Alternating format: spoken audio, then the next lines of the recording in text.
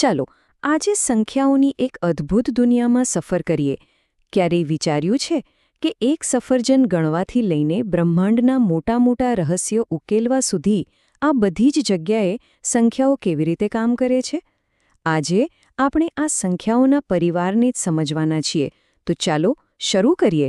સારું, તો આપણી આ સફર કેવી રીતે આગળ વધશે? સૌથી પહેલાં આપણે સમજીશું કે સંખ્યાઓનું બ્રહ્માંડ શું છે. પછી ગણતરીના પાયાથી શરૂઆત કરીશું. ત્યાંથી આગળ વધીને પૂર્ણાંકોની પહેલે પાર જઈશું. પછી જોઈશું અનંત દશાંશ શું છે અને છેલ્લે આ બધી સંખ્યાઓને ભેગી કરીને એક ભવ્ય નકશો તૈયાર કરીશું. તો ચાલો આપણા પહેલા મુકામ પર પહોંચીએ, સંખ્યાઓનું બ્રહ્માંડ. અને અહીંયા સૌથી પહેલો અને સૌથી મૂળભૂત સવાલ એ થાય કે આપણે જેને સંખ્યા કહીએ છીએ એ આખરે છે શું? એકદમ સાદી ભાષામાં કહીએ ને તો સંખ્યા એક પ્રતીક છે, એક ચિહ્ન જે આપણને બતાવે છે કે કોઈ વસ્તુ કેટલી છે.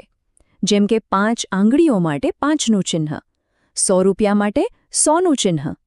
ભલે આ વાત એકદમ સરળ લાગે, પણ માની લો કે આખા ગણિતનું મકાન આ જ પાયા પર ટકેલું છે. સારું, તો હવે આપણે સંખ્યાનો અર્થ તો સમજી ગયા.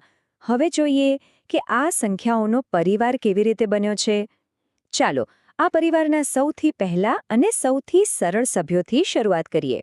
અને એ છે પ્રાકૃતિક સંખ્યાઓ, એટલે કે ગણતરીની સંખ્યાઓ જે આપણે રોજબરોજ વાપરીએ છીએ. 1, 2, 3 આટલી સહજ છે કે જાણે કુદરતે જ આપણને શીખવી હોય. એટલે જ તો એનું નામ પ્રાકૃતિક છે. દાખલા તરીકે 1, 2, 3, 4, 5 અને આ ગણતરી ક્યારેય પૂરી નથી થતી. એ અનંત સુધી ચાલ્યા જ કરે છે. જ્યારે પણ કોઈ વસ્તુ ગણવાની હોય ને તો સૌથી પહેલાં આ જ સંખ્યાઓ મગજમાં આવે છે. પણ અહીં એક મોટો સવાલ છે. માની લો કે કોઈની પાસે 5 ચોકલેટ હતી અને તે બધી ખાઈ ગયો. હવે કેટલી વધી? હવે ગણવા માટે તો કશું જ નથી. આ કંઈ નહીં ને કેવી રીતે બતાવવું? પ્રાકૃતિક સંખ્યાઓમાં તો એના માટે કોઈ જગ્યા જ નથી. અને બસ આ જ સમસ્યાના ઉકેલ માટે આવે છે શૂન્ય, 0. જ્યારે આપણે પ્રાકૃતિક સંખ્યાઓના પરિવારમાં શૂન્યને જોડી દઈએ છીએ ત્યારે આપણને મળે છે પૂર્ણ સંખ્યાઓનો સમૂહ. શૂન્ય એટલે કંઈ નહીં હોવાની કલ્પના. પણ વાર્તા અહીં પૂરી નથી થતી. વિચારો કે કોઈએ કોઈની પાસેથી 10 રૂપિયા ઉધાર લીધા, અથવા શિયાળામાં તાપમાન 0થી પણ નીચે જતું રહ્યું. આ બધું બતાવવા શું કરીશું? આ માટે આપણને જરૂર પડે છે ઋણ સંખ્યાઓની. અને જેવી આ ઋણ સંખ્યાઓ પૂર્ણ સંખ્યાઓ સાથે જોડાય, આપણને મળે છે સંખ્યાઓનો એક મોટો પરિવાર, જેને આપણે કહીએ છીએ પૂર્ણાંકો. તો હવે આપણી જે સંખ્યા રેખા છે એ ખાલી 0થી આગળ નથી જતી, એ પાછળ પણ જાય છે. શૂન્યની બંને બાજુ અનંત સુધી. -3, -2, -1, 0, 1, 2, 3 આ બધી જ સંખ્યાઓ પૂર્ણાંકો છે. અને આ બધા પરિવારો વચ્ચેનો સંબંધ પણ મજાનો છે. જુઓ, બધી જ પ્રાકૃતિક સંખ્યાઓ પૂર્ણ સંખ્યાઓમાં આવે છે અને બધી જ પૂર્ણ સંખ્યાઓ પૂર્ણાંકોમાં આવી જાય છે. એમ સમજો કે ડુંગળીના પળ જેવું છે. એકની અંદર બીજો અને બીજાની અંદર ત્રીજું. ચાલો હવે પૂર્ણાંકોથી પણ આગળ વધીએ. અત્યાર સુધી આપણે સંખ્યા રેખા પર મોટા મોટા કૂદકા માર્યા, 0થી 1, 1થી 2. પણ 1 અને 2ની બરોબર વચ્ચે શું છે? આ બધી ખાલી જગ્યાઓનું શું? હજી તો આપણી સંખ્યા રેખામાં ઘણી બધી જગ્યા ખાલી છે. આ ખાલી જગ્યાઓને ભરવા માટે આવે છે સમય સંખ્યાઓ.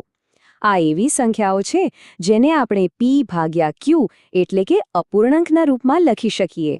બસ એક જ નાનકડી શરત છે કે નીચેનો q ક્યારેય 0 ના હોવો જોઈએ. બસ. અને આ સમય સંખ્યાઓ આપણને અલગ અલગ સ્વરૂપમાં જોવા મળે છે.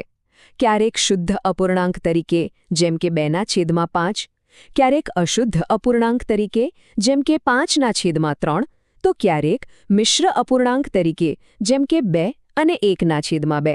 પણ છેવટે આ બધા જ એક જ પરિવારના સભ્યો છે, સમમેય સંખ્યાઓ. સરસ.